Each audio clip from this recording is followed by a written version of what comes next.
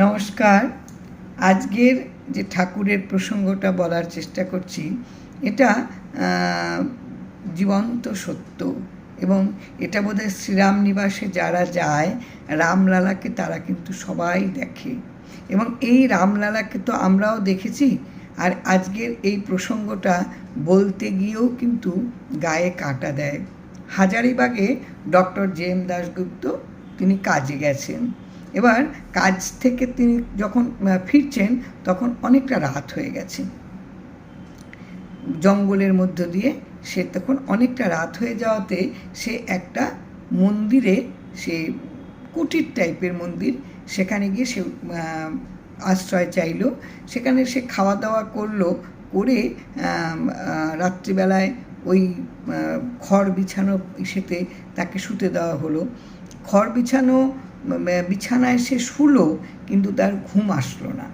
ঘুম না আসাতে কি হলো, জেগে বসে সে ঠাকুরের নাম করতে লাগলো।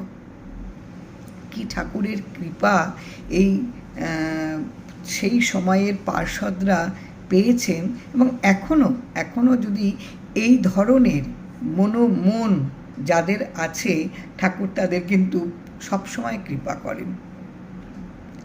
উঠে উনি নাম করছেন। নাম করতে করতে হঠাৎ দেখছেন চারদিক দিয়ে, ঘরের চারদিকে একটা জ্যোতি, একেবারে আলোর ছটা চারদিক দিয়ে ঠিকরে বেরোচ্ছে। এরকম কোথা থেকে আসছে, উৎসটা খুঁজছে জে.এম. দাশগুপ্ত ডক্টর।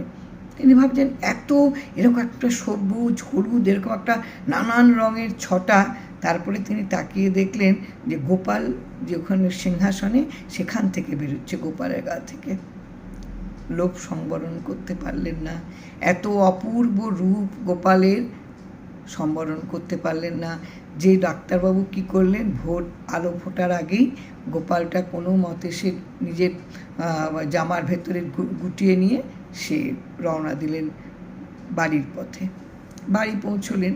বাড়ি পৌঁছে তার মনের মধ্যে খুব অনুতাপ হতে লাগলো যে এইটা ঠিক পথ হয়নি, এটা ভুল হয়েছে, এটাকে ফেরত দিয়ে আসা উচিত। কেননা তারও যখন গোপাল হারিয়ে গিয়েছিল, তারও যে কী মানসিক উৎপীড়ন হয়েছিল এটা সে জানে। তাই ভাবলো যে না, যা হবে, যা ফেস করতে হয় হোক, গোপালটা ফেরত দিতে যাবে। এবার গোপাল ফেরত দিতে যাবে, গাড়ি নিয়ে সে যখন গোপাল ফেরত দিতে যাচ্ছে, তখন দেখছে সে মন্দিরের চারপাশে পুলিশ লোকজন ভর্তি। এবার ডাক্তারবাবু, যে কারণে ওরা মোটামুটি একটা সন্দেহই করেছিল যে লোকটা রাত্রিবেলায় থেকেছে সেই যাওয়ার সময় এই গোপাল নিয়ে চলে গেছে। তো যখন এসে বলল যে এরকম গোপাল সে নিয়ে গেছে, এবার সিপাহি টিপাই তাকে ধরেছে, পুলিশ ধরেছে, তখন সে সব সত্য কথা বলল যে গোপাল সে নিয়ে গিয়েছিল এবং এই যে ফেরত দিতে এসছে। তখন সেই পুরোহিত তাকে বলছে যে তোমার তো অবস্থা ভালো, তোমাকে দেখেই বোঝা যায়, তাহলে কি এমন হলো যে তুমি গোপালটা ভোরের আলোয় ফোটার আগেই তুমি চুরি করে নিয়ে চলে গেলে, কেন, এটা কিসের জন্য? তখন জে.এম. দাশগুপ্ত বলছেন যে পুরো ঘটনাটা, যে ভোর সে যখন নাম করছে তখন চারিদিকে আলোর ছটা সে দেখতে পেয়েছে, সেই জন্য সে গোপালকে আর রেখে যেতে পারেনি। এত তার অপূর্ব রূপ যে সে ওটা রেখে যেতে পারেনি, তাই সে নিয়ে চলে গেছে। কিন্তু বিবেক দংশন, সদ্গুরুর আশ্রিত মন এই ধরনের কাজ তো তার বিবেক দেবে না। যদি বা কখনো কোনো লোভে সে করেও ফেলে থাকে, কিন্তু বিবেক দংশন তাকে আবার ফিরিয়ে আনে। এবার পুরোহিত কাঁদতে শুরু করলো, আমার রাম, আমার লালা, গুরুদেব তাকে দিয়েছিল এবং বলেছিল যে এই ক্রমে এই রামলালার গা থেকে ছটা বেরোবে, এবং তাতে সেই সবুজ হলুদ নানান ছটাতে পুরো আলোকিত হয়ে যাবে। এই আর ছটা দেখার জন্যই এতটা যুগ ধরে এই পুরোহিত তার পুজো করে যাচ্ছেন, কিন্তু পুরোহিতের কোনো দিন এই দেখা হয়নি। আর কি ভাগ্য যে ডক্টর জে.এম. দাশগুপ্ত এক বেলার জন্য ওইখানে গিয়ে বসেছেন, সে দেখতে পেল। তখন সে পুরোহিত বলছেন যে আমার মৃত্যুর পর এই রামলালার যত্ন নেবার কেউ নেই, কিন্তু আমার বিশ্বাস রামলালা আপনার বাড়িতে ভালো থাকবে, আপনার বাড়িতে যত্নে থাকবে, কাজে এই রামলালা আপনি নিয়ে যান।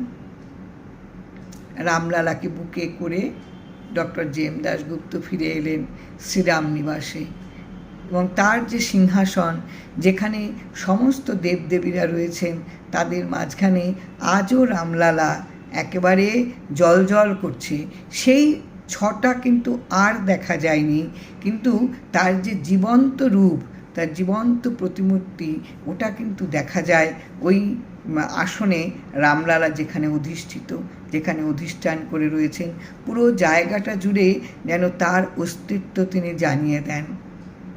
কতটা গুরুর কৃপা হলে এইভাবে দর্শন পাওয়া যায়, যে পুরোহিত এত বছর ধরে পুজো করেও যার কামনায় এই তার গুরুদেব তাকে বলেছিলেন যে এখান থেকে যে 6টা জ্যোতি বেরুবে, যতদিন তাহলেই তুমি পূর্ণ হবে তোমার, কিন্তু এই জ্যোতি ওই পুরোহিত কোনোদিন দেখতে পায়নি। একদিনের জন্য গিয়ে ডক্টর জে.এম. দাশগুপ্ত দেখতে পেলেন। Doctor JM. দাশগুপ্ত সবচেয়ে বড় ভক্ত ছিলেন ঠাকুরের, কৃপা তো ঠাকুর করবেন, আর এই রামলালার তার বাড়িতেই থাকবেন, এ তো ঠাকুরই নির্দেশ করা থাকে। সবই আমরা ভাবি যে আমরা কিছু করি, আসলে আমরা কখনোই কিছু করতে পারি না। যা কিছু ঘটে, যা কিছু হয়, সবটাই তিনি নির্ধারিত করে দেন, সেই অনুযায়ী প্রতি মুহূর্তে সেই কাজ হয়। রামলালা আজও শ্রীরাম নিবাসে রয়েছে। আজও শ্রীরাম নিবাসে দেখলে, ওই রামলালা দেখলে সেই কথাগুলো মনে পড়ে এবং নিজেদেরই ভেতরে কেঁপে ওঠে যে কত বড় ভক্ত যে তিনি দেখতে পেয়েছিলেন। জয় রাম, জয় রাম।